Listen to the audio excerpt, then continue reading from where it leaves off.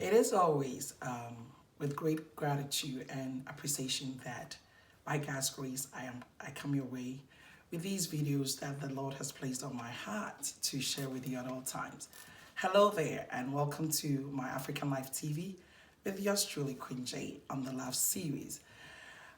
And one thing that I am humbled also to say is the fact that after every video, I have loved ones who get me to a place of, double checking what is put out there and give me the feedback of what, is good or not. And just after I shared the last video on men too can shop, I had a reach out from my brothers who subscribers to the channel, and I really appreciate Brother Richard and Brother Ebenezer kind of Texas for reaching out to me. I thank you so much for your support, and every other subscriber or loved one out there who has been encouraging me to keep on going. I pray that these videos are a blessing to you as well. Most men said I didn't talk too much or didn't elaborate too much about how men shop too. What I was trying to talk about was the fact that there are honestly some men who do shop more than their wives. It's a fact. And there are those who has got into the cycle that has become more like an addiction. Yes, they may not shop too much for African clothes, but they do shop for other designer wear or other more ties. Someone is addicted to ties, some are addicted to shirts, and some are addicted to suits and shoes and other things and electronics. I know quite a few brothers who are addicts of electronics. Every gadget out there, they have to have the latest gadgets. They have to get the latest sound system or Boss or anything that's got to do with sound. Our brothers are addicted to that as well. That is shopping. They may not be too much of clothes, but they have their own ways of getting addicted or culprits of shopping.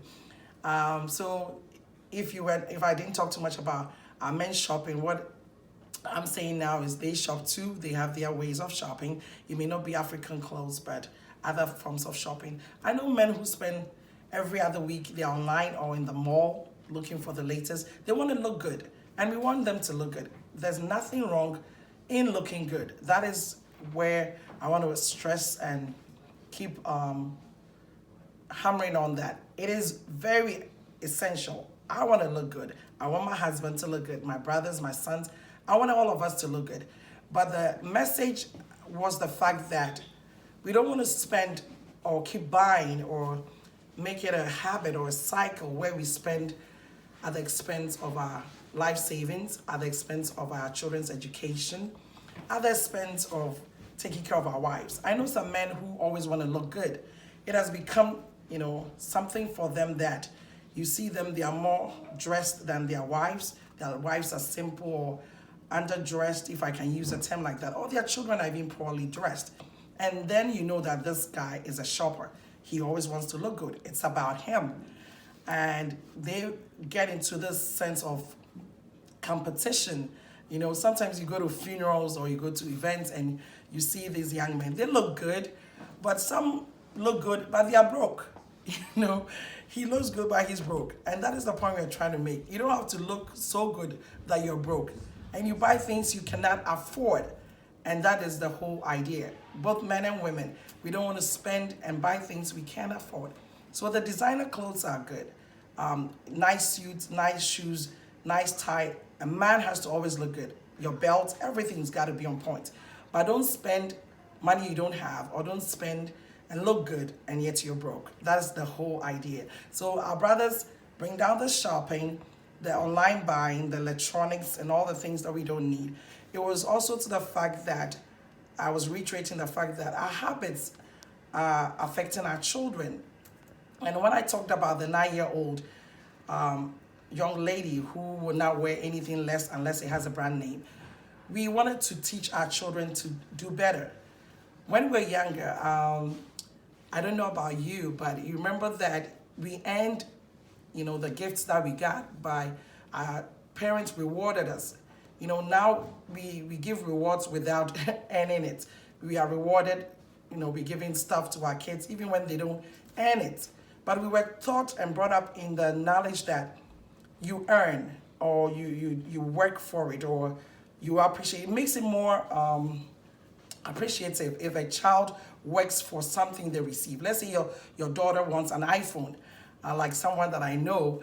If they work hard and they do the right things, they do all that, and you buy the iPhone or tablet for that kid, they appreciate it more than just giving it to them at the whim. They want it, they whine for it, and we give it to them.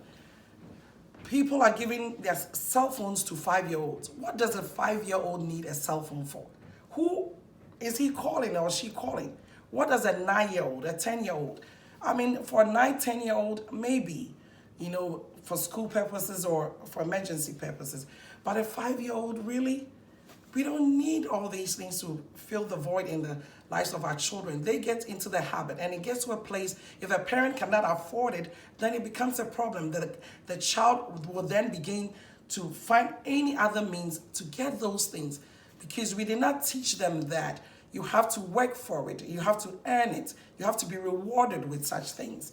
So my point was to us as parents that though we want to look good and shop and buy these brand names and stuff, sometimes we have to teach our children also the essence of earning these things, or the value, because we've gotten away from teaching our children about value. So they don't place any value on these things anymore.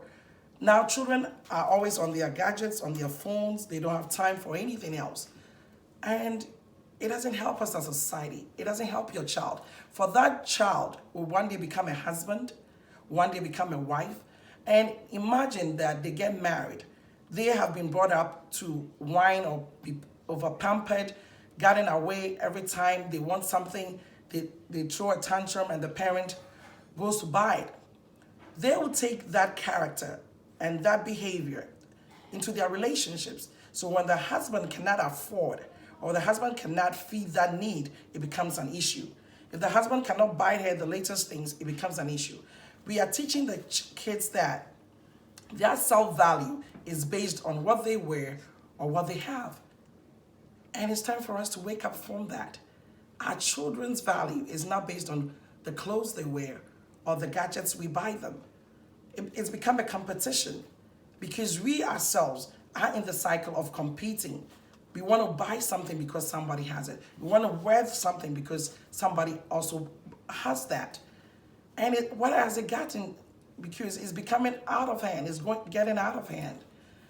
And my concern is about what we are teaching our children, the behavior we are teaching our children to pick up. The other thing that really sometimes gets me is where the fact that we may have come from, poor backgrounds or less fortunate backgrounds, whereby we know that we didn't get those things when we were kids.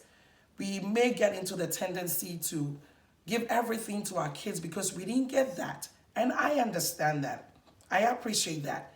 But once in a while, you have to step back and, let the child know that in this life is not always rosy.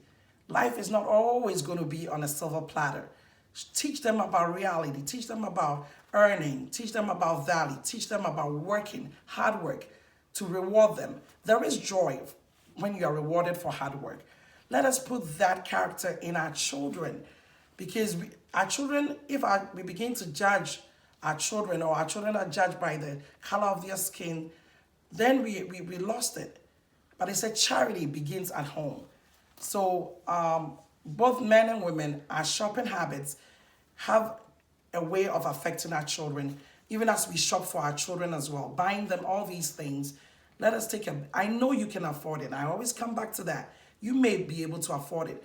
But if we were to take our time, sometimes what the child needs is not an iPhone. It is not an iPad. They need your attention. They need your time. They need your love.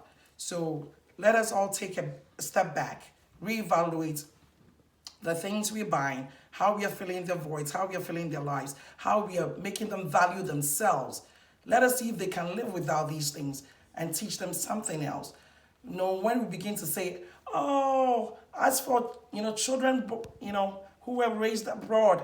We call them abroche kwala, that's in my local dialect. Children, foreign-born children, children born abroad. You can't discipline them. You have to give them everything. They get their way. Stop that. We have to stop that mentality. We are feeding into this cycle whereby they get their way. And I don't think as a parent, we should, encourage our kids to be that way. I know you love your kids, but it is not about the stuff. You love yourself, you love your husband, but let us take a break. Let us cut back and see how we can reevaluate all that we're doing for ourselves and for our children. So I thank you all for the feedback. Men, we are taking this pledge and challenge with you. Men can shop. I know men who shop a lot. They always look good, but this year, my brothers, take a pledge with me. Help us donate some of the things you don't need. Buy the things you need. This year, if you can stay away from the mall and the online shopping, it will really help your wife. You'll help yourself. Do something else this year. Donate to an orphanage. Do something else. Donate to a brother in need. If you have any clothes to donate, as always, reach out to me. We have friends and loved ones who have orphanages and charities that are collecting some of these items. So thank you to my brothers who reached out to me to let me know that men are addicts too. Bring down the shopping on not only clothes, anything that is, siphoning your money, you have to take a break from that as well. I appreciate you. I appreciate all the subscribers. Please, we are trying to get to 250 subscribers by the end of the year. So let me know. Let me know how you're doing. Leave your comments at the bottom of the screen. Share this video. Like it, and let me hear from you. Till then, always know the value of who you are is not in what you were. The content of your character is how people will judge you at the end of the day. I love you and appreciate you with the love of God. Till I come your way again, always stay tuned to yours truly, Queen J on My African Life TV. Stay blessed.